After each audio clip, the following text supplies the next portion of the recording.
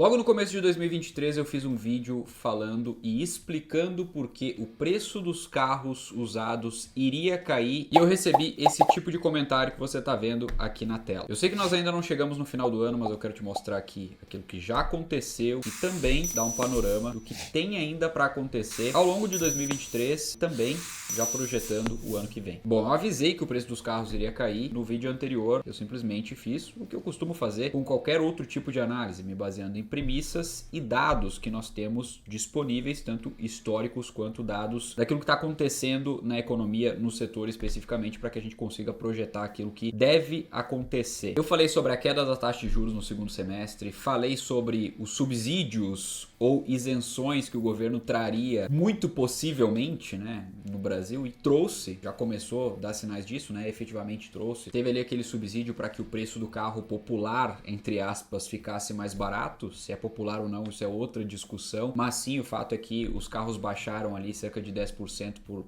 um determinado período. Isso ajudou, inclusive, na queda dos demais, porque tudo, no final das contas, é arbitragem. Já vou falar um pouquinho sobre isso. Falei sobre as locadoras despejando um número maior de seminovos no mercado e também sobre os semicondutores que foram até então, até 2022, o principal motivo para alta dos preços. Tiveram várias outras coisas, mas os semicondutores puxaram muito forte essa alta dos preços. A gente viu, inclusive, carros usados valorizando de um ano para outro, de um ano e meio para outro, cerca de 40%, 50%. A gente viu alguns absurdos acontecerem depois que a curva chegou lá naquele platô, o gráfico de aumento de preço. Agora a gente está tendo, sim, as quedas, como que eu vou mostrar aqui para você, também baseado nessas premissas, naquilo que está acontecendo, porque aconteceu o subsídio, como eu falei, a taxa de juros teve a primeira queda agora em agosto e deve continuar caindo nessa sequência de quedas até o final do ano e seguindo ainda para 2024. A gente não vê de imediato essa queda, muito representativa no mercado automobilístico, principalmente nos novos e seminovos, mas gradativamente os juros vão começar a cair. A gente vai começar a ver isso, o efeito da taxa básica de juros, que já começou a cair. O retorno às médias dos gráficos, de preços de carros, sempre que algo estica muito, sobe muito em termos de preço e foge muito das médias, nós temos o que em economia e estatística nós chamamos de retorno às médias, ou seja, nada destoa muito daquilo que foi o histórico, a tendência é que retorne,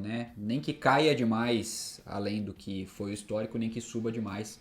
A tendência é sempre que os preços se ajustem graficamente ao longo do tempo, e é isso que a gente já está vendo. E a gente tem também um fator aqui que nós já tínhamos quando eu gravei outro vídeo, mas agora alguns indícios mais pesados, que é a concorrência pesada, principalmente das montadoras chinesas, principalmente das chinesas chegando aqui no Brasil com muita força, como por exemplo a BYD, que chegou aqui com alguns carros e tem outros para lançar que estão simplesmente derrubando todos aqueles concorrentes deles. Você pode gostar ou não de carros chineses, isso é outro papo, isso aqui divide opiniões. O fato é que eles estão sim fazendo com que as montadoras aqui nacionais olhem novamente para aquilo que elas podem fazer para tentar baratear o preço dos carros, porque a concorrência está desleal aqui, no sentido de que as chinesas entraram no mercado oferecendo um produto muito melhor pelo mesmo preço, ou às vezes até mais barato. Como por exemplo, se nós formos comparar aqui em termos de características, não estou falando se você é fã da marca, se você não gosta de outra marca, eu estou falando daquilo que entrega. Uma BMW 320 ou um BYD Seal. Existe até esse comparativo detalhando tudo que um entrega versus aquilo que o outro entrega. E realmente é inegável. Um carro é bem superior ao outro, pelo mesmo preço praticamente. Um outro exemplo que mexeu bastante com o mercado, falando agora dos mais baratos, mas elétricos, o BYD Dolphin entrou aqui no mercado, vendeu pra caramba já no início, e o preço dele, cerca de 150 mil reais, um pouquinho abaixo dos 150 mil reais. O que acontece? Qual é o principal concorrente em preço dele? O Kwid E-Tech. O que o Kwid E-Tech entrega e o que o BYD Dolphin entrega? Em absolutamente todos os quesitos, o BYD Dolphin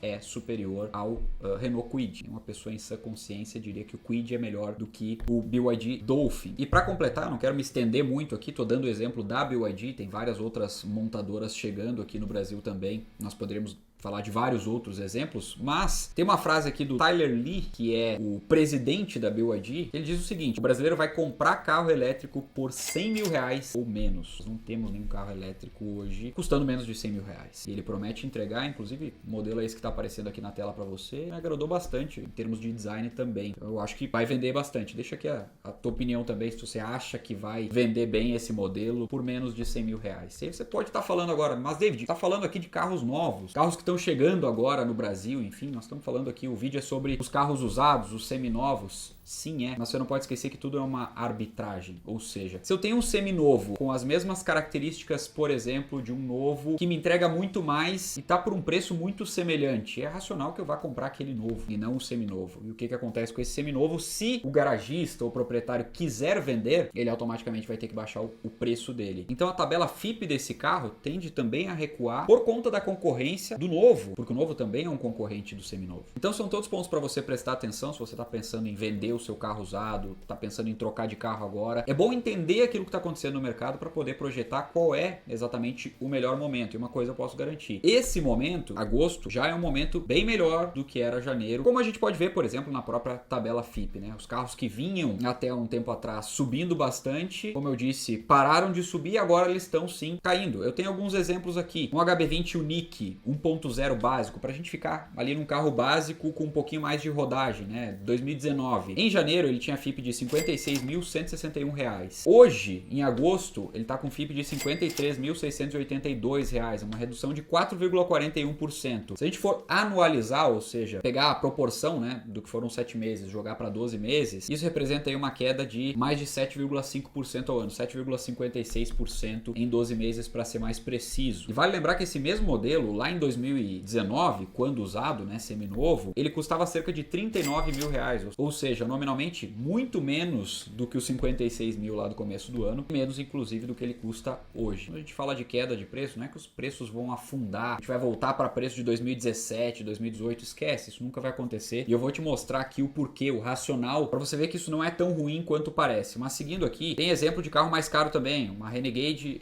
Longitude 1.3 automática, lá 2022, para pegar um carro um pouco mais atual de um preço superior aí, né, de uma outra categoria. Começo do ano, R$137.535.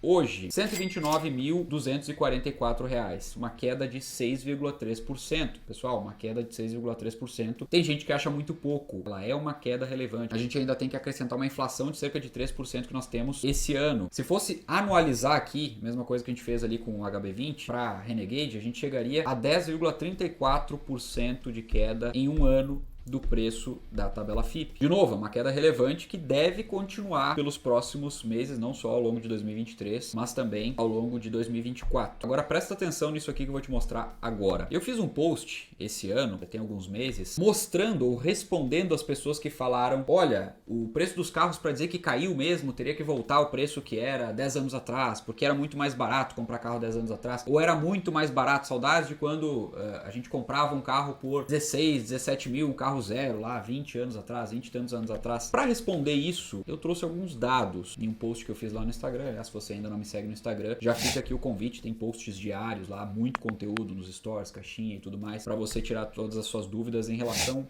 a finanças, a investimentos, a decisões financeiras inteligentes. Nesse post eu trago como exemplo um Gol ano 2000 que custava lá, eu peguei registros da época, ele custava R$16.599. Isso, na época, era equivalente a 110 salários mínimos. E se a gente pegasse esses 16.599 e corrigisse pela inflação, nós chegaríamos a R$67.211. Agora vamos para 10 anos depois. Um Gol 2010, básico também. Todos os carros aqui são básicos, tá? Carros de entrada. R$28.790. Mais caro ou mais barato do que esse outro? Em salários mínimos, menos da metade. 53 salários mínimos. Esse preço inflacionado viria aqui para cerca pouco mais de R$60 mil. Agora, se a gente pegasse hoje um Polo de entrada, R$79.090, o Polo mais básico, equivalente a 60 salários mínimos. Ou seja, o preço do carro de 2000 para cá não subiu. O preço do carro de 2000 para cá em salários mínimos caiu quase que pela metade. Ficou mais acessível. Eu sei que os carros estão muito caros hoje ainda. Um carro zero, por exemplo, um carro popular zero, está muito caro, deveria ser mais barato. Concordo com você, eu acho que aqui é unanimidade, mas se a gente for comparar com o que era lá no passado, não dá pra gente dizer que o carro de 20 anos atrás era mais barato do que o carro de hoje, porque isso não é verdade. Além disso, para e pensa comigo, o que entregava um Gol ano 2000? Tudo bem que era outra época, etc, etc. Mas em termos de conforto, segurança, motor inclusive, economia de combustível, o que entregava um Gol básico ano 2000 para você? O que entrega um carro 0 km hoje, como por exemplo um carro de entrada da mesma marca, substituto do Gol, o Polo, em termos de tecnologia, segurança, etc, etc. Os carros hoje são mais baratos pelo que entregam. Dá para melhorar? Dá para melhorar, mas não dá pra gente dizer que eles são muito mais caros do que eram no passado, como muita gente afirma. Não dá pra gente analisar de forma tão rasa assim. Agora, projetando ainda o futuro, sim, nós temos a possibilidade de que novos subsídios surjam. Isso bagunça o mercado no bom sentido, né? No sentido de queda de preço, bom para quem tá olhando carro para comprar, por exemplo. E também existe uma tendência muito forte de nós termos melhores condições por conta de tudo isso que eu falei, da concorrência, das taxas de juros que devem começar a se refletir em melhores condições daqui para frente também. Aliás, deixa aqui nos comentários qual é a sua opinião sobre as novas marcas que estão chegando aqui no Brasil com muita força. Se você já viu esses carros, já teve a oportunidade de andar em algum deles, pensa em comprar algum deles, deixa aqui porque eu tô bem curioso para saber. Acho que é um termômetro legal. Dentre os comentários aqui a gente sempre encontra coisas bem pertinentes, bem interessantes. Dando minha opinião pessoal, me agrada bastante ver o mercado amadurecendo, chegando novas tecnologias aqui, inovações, modelos diferentes, um pouquinho daquilo que a gente estava acostumado a ver nos últimos anos. Sem mais, por hoje era isso. Se você ainda não é inscrito no canal, aproveita para se inscrever, ativar também o sino das notificações e já senta o dedo no like aí se você chegou até o final do vídeo. A gente se vê no próximo. Um forte abraço e até lá.